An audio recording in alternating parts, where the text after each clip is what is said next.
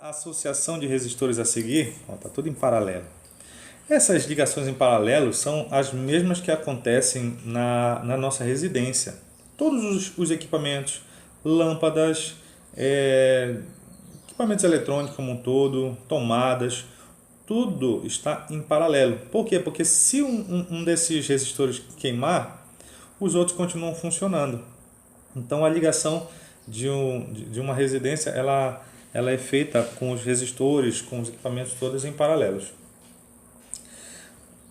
Tá bom, ele quer que determine a resistência equivalente da associação. Ai, rapaz, aí é beleza. Então eu tenho o quê? Tenho que os três estão em paralelo. Então minha resistência equivalente, o inverso dela no caso, né? Vai ser o inverso das resistências. São duas de 60 e uma de 30. Tirando o mínimo é 60. Então ficou 1 e 2. Então 4 e 60. Então 1 sobre resistência equivalente igual a 4 vezes 60. Invertendo os dois, não vai esquecer disso. Os alunos lembram de somar o inverso, mas esquecem que a resistência equivalente está inversa também. Então 60 por 4 vai dar 15. 15 ohms. Joia. Letra B. A intensidade de corrente em cada resistor. Porque olha lá. Olha, você sabe que a resistência equivalente é 15, né? Mas olha lá. Você tem em cada resistor, você tem a DDP e o valor da resistência. Então você sabe quanto é a corrente em cada um. Essa questão aqui é sua. Eu quero que você calcule qual a resistência que vai lá para o primeiro resistor, a corrente que vem para o segundo e a corrente que vem para o terceiro aqui, certo? Faça esses cálculos, coloque no portfólio e a resposta das três correntes no Google Classroom. Tem uma questão especificada lá para você. E eu vou resolver a terceira. A letra C diz assim, a intensidade total de corrente da associação. Bom, eu sei que agora eu tenho um resistor equivalente de 15 ohms, aplicado numa DDP de 20 volts.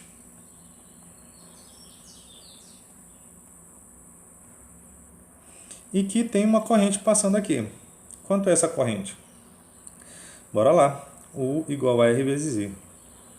A DDP é 20, o resistor é 15 e a corrente é I. Se eu dividir tudo por, simplificar, né, tudo por 5, vai dar 4 em cima, vai dar 3 embaixo.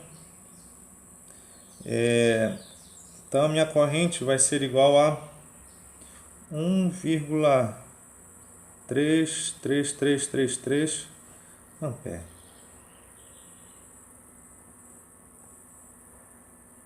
Fechou. Tranquilo, né? Bom, nós temos também o que nós chamamos de associação mista. Então imagina lá, olha só, vários resistores ligados de vários formatos. Nós temos uma forma de resolver isso aqui, que é semelhante ao que a gente fez com os capacitores, que é o quê? Nós nomeamos os... Depois, identificamos as associações simples, ou seja, tudo em série ou tudo em paralelo, sendo que você reconhece quais são as características de cada associação, né? Na associação paralela, eles têm a mesma DDP, na associação série, eles têm a mesma corrente. E aí, calcula o resistor equivalente para aquela associação simples, substitui, redesenha. E ó, é caderno, porque aqui você gasta muito caderno para redesenhar. Bora lá então ver essa daqui, como é que funciona na prática. Eu tenho um nó aqui, que faltou ser nomeado, que é o C. Temos um outro aqui que faltou ser nomeado, que é o D. E tá, lá em cima, entre o 10 e o 20, de repente eu até poderia nomear aquele nó, mas não vai dar tanto problema, que a gente está percebendo que eles estão em série. Bora ver o que a gente pode substituir aqui, ou calcular. Identificar associações simples. Então a primeira associação simples é essa aqui, ó. 2 em série. Calcula Bom, se eles estão em série, é só somar. Já não vou fazer esse cálculo aqui. Tá? É só somar. Esse aqui não dá problema nenhum. Então, aqui tem um de 5 ohms, que foi até o ponto C. Subiu aqui e agora passou por um resistor equivalente, que agora é 30. Aqui no meio eu tenho um de 30 também. E aqui embaixo um de 60. Depois do ponto D, passa por um 8, um de 8 e chega no B. Lá embaixo tem um de 25.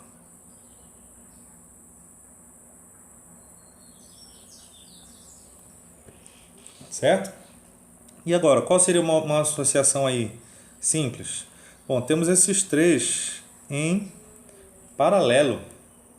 Então podemos já calcular. Então seria 1 sobre a resistência equivalente, é 1 sobre 30, mais 1 sobre 30, mais 1 sobre 60. Então DDP, DDP já. O mínimo dá 60, deu 2 mais 2 mais 1. Então vai ser 5 sobre 60, invertendo, ficar 60 sobre 5 dá 12. 12 ohms. Redesenhando. Então saiu do A, passou por um resistor de 5 e chegou no nó C. Todos aqueles três em paralelo agora foram substituídos por um resistor equivalente de 12 e chegou no nó D. Passa por um resistor de 8 e chega no B. E aqui embaixo eu tenho um outro de 25 ohms. Outra associação simples aí, esses três aqui em série. Bom, em série é só somar tudo. Então, 12 mais 8 dá 20, com 5 dá 25. Então, sai do A, passa por um de 25 e chega no B. E aqui embaixo, passou por um de 25 e chega no B. Agora eu tenho dois por fim, né? 2 em paralelo. E no caso, é só fazer, né? 1 sobre resistência equivalente, é 1 sobre 25, mais 1 sobre 25. Você vai fazer essa conta aí, eu já fiz muitas vezes essa conta. E vou perceber que a resistência equivalente deu 12,5. E acabou. Viu? Sem dificuldade nenhuma. Só notar seguindo a receita de bolo, dá tranquilo.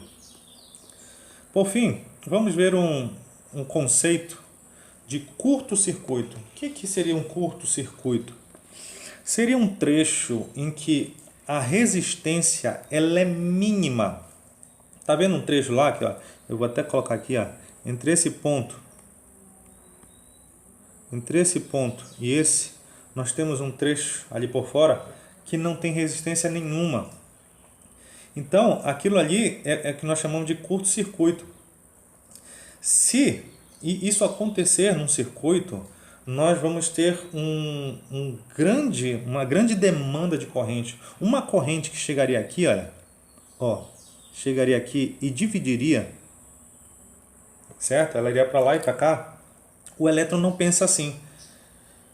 Agora, entre passar para cá, esse de 8, e para lá, ele prefere percorrer um trecho que não tem resistência nenhuma. Ou seja, esse resistor ele já dança, porque não vai ter passagem de corrente ali, certo? Nesse caso aqui, não houve prejuízo para o circuito, mas dependendo como for, você pode fazer análise e perceber que a corrente em algum trecho ela vai aumentar muito. E aí isso pode danificar. Você pode perceber, por exemplo, uma lâmpada, quando acontecer algum curto-circuito, ela ficar mais clara e de repente até queimar um curto-circuito. Então, o que acontece aqui? A gente refaz os cálculos, só que com essa consideração aqui. Se for o caso, né, nós podemos considerar a passagem ou não de corrente. Muito bem. Bora fazer o cálculo aqui então. Dar um nome para todo mundo aqui. Então, ponto C, ponto D, ponto E, ponto F. O nó, né? Ponto não, nó. Bom, como eu falei, né? Esse daqui dá para desconsiderar ele. Não vai ter passagem de corrente. Se alguém perguntar quanto é a corrente que passa no resistor de 8 ohms, você pode responder 0. Não tem passagem de corrente ali. Porque o elétron ele passou de D para E pelo trecho que não tem nada. Muito bem. Então, nós temos que associação simples aqui. Desconsiderando aquele lá, a gente vai perceber que esses dois aqui estão em série. O 15 e o 5, tá? Desconsidera aquele 8, imagina que só tem essa linha de fora. Então a gente percebe que os dois estão em série, porque a corrente que passa no 15, ele faz o trecho sem resistência e vai para o 5. Ou seja, é a mesma corrente, eu tenho resistores em série. Então saiu de A, passou por um resistor de 3 ohms e chegou no C. De C para D, de C para F, né? Agora eu tenho só um resistor de 20. Então tá bom. Só um resistor de 20 e chegou em F. E por fim, passou por um resistor de 10, chegou em B. Agora os três estão em série. Então fechou. Ele saiu de A, passou pelo resistor equivalente e chegou em B. Que no caso deu quanto? Ele deu 33 ohms. Certo? A gente vai ver alguns exemplos aqui para ver se fica mais interessante. Na associação de resistores da figura, sabe-se que a DDP...